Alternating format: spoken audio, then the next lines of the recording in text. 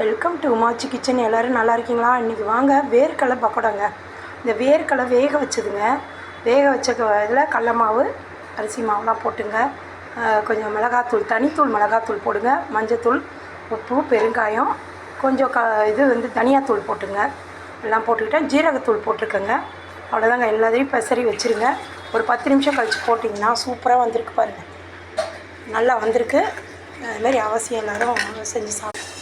இதையும் எடுத்து இப்போ இதில் போட்டிருக்கேன். வெந்துட்டுருக்கு. நல்லா இருக்குங்க. நல்லா கிறிஸ்பாக இருக்குது. டேஸ்டியாக இருக்குது. நான் முதல்ல கொஞ்சம் போட்டு பார்த்துட்டு டேஸ்ட் நல்லா இருந்தால் சொல்லலாம், இல்லைன்னா வேணான்றதேன். இது புது முயற்சிங்க. நல்லா கிறிஸ்பாக இருக்குது பாருங்கள். சவுண்டு கேட்குதுங்களா?